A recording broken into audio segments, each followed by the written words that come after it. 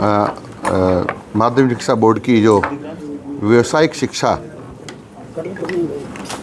और शिक्षा का जो परिणाम आया है उसकी घोषणा कर रहा हूँ।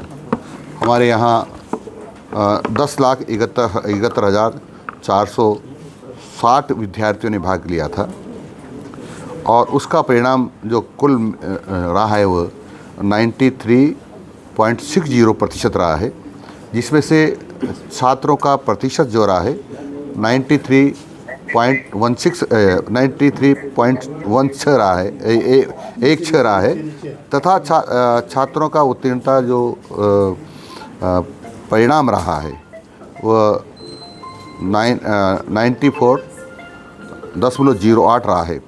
माध्यमिक और माध्यमिक व्यावसायिक परीक्षा में 5,75,554 छात्रों में से 2,69,141 छात्र और 5,18,632 छात्राओं में से 2,77,229 छात्राएं प्रथम श्रेणी में पास हुई हैं।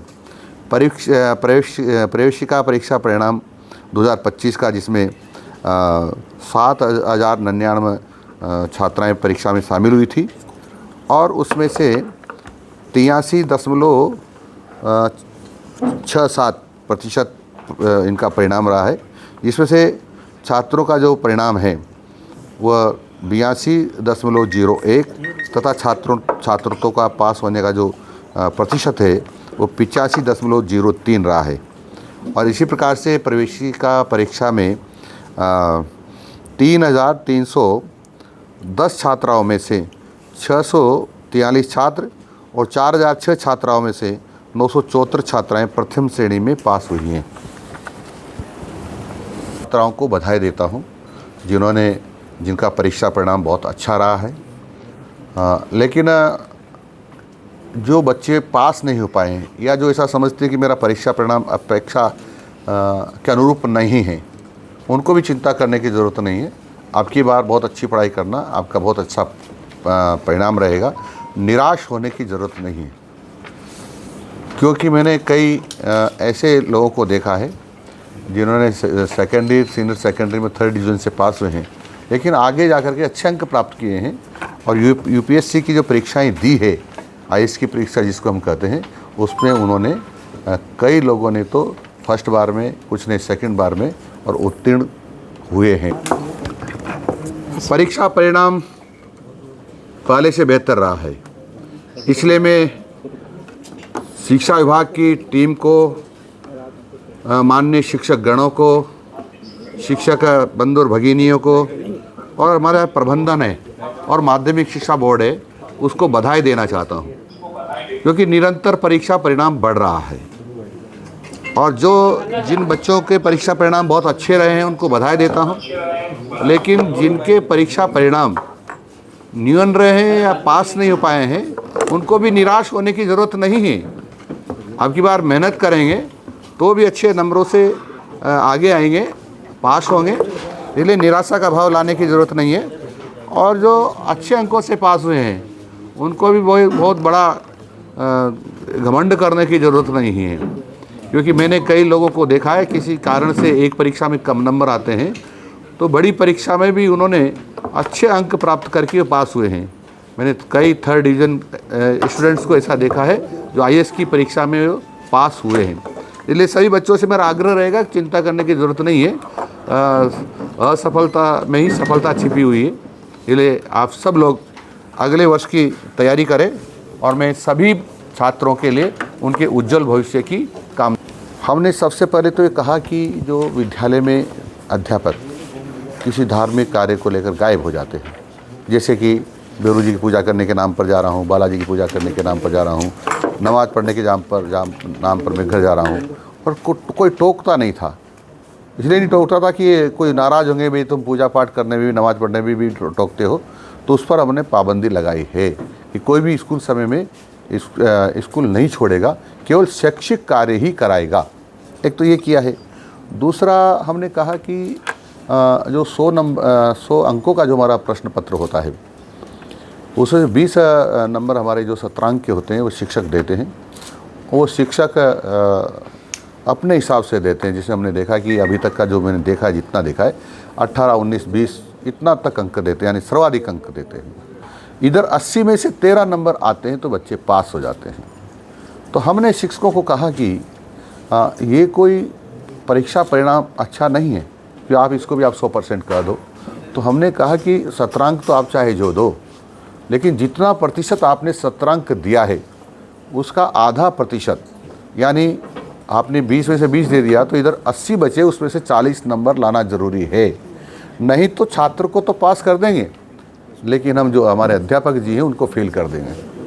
और इसके मारे भी उन सब लोगों ने सारे अपना आलस से छोड़ करके और पढ़ाई में ध्यान लगाया है।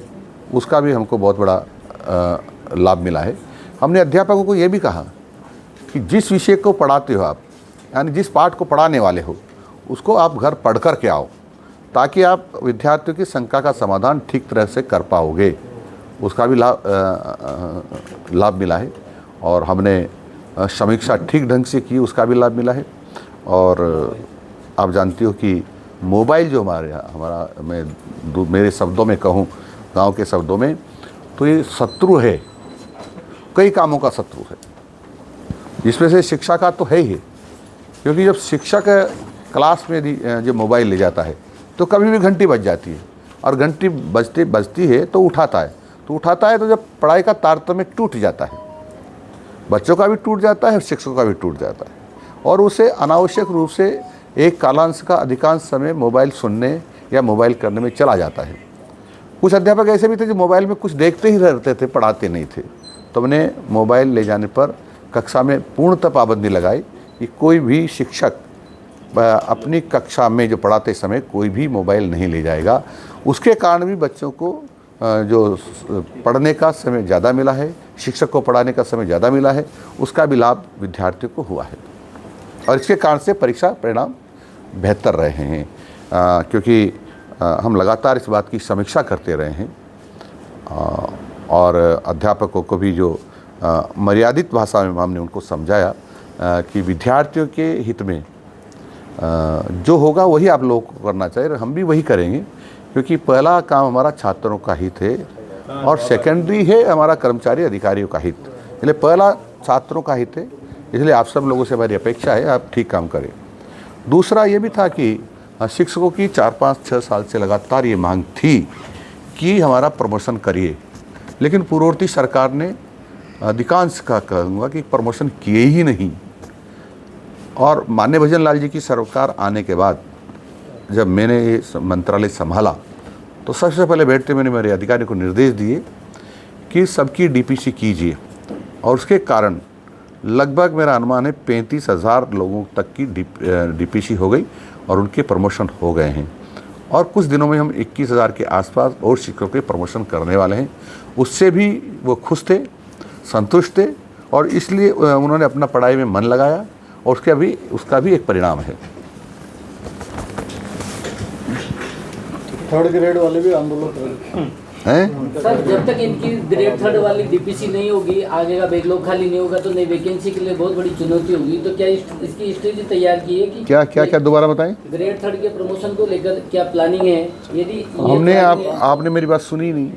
हमने कहा कुछ ही दिनों में हम 21,000 लोगों का और प्रमोशन करने वाले हैं, उसमें थर्ड ग्रेड के ही होंगे।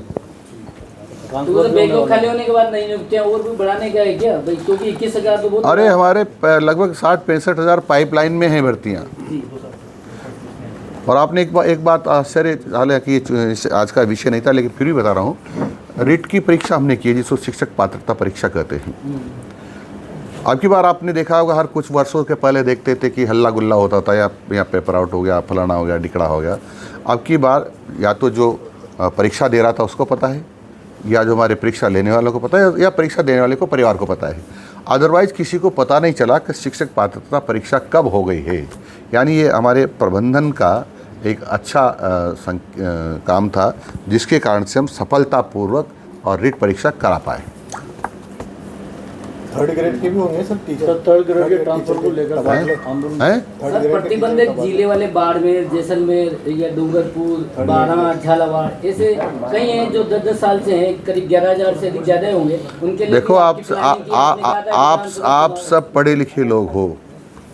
थर्ड ग्रेड के टीचर्स का जो है वो दूसरी जिले के लिए भर्ती होते हैं, उनके ट्रांसफ़र नहीं होते हैं। आज से नहीं, पहले से भी नहीं होते हैं। कैडर जिले हाँ, एक उसका केडर जिले का है और वहीं उनकी सीनियरिटी तय होती है।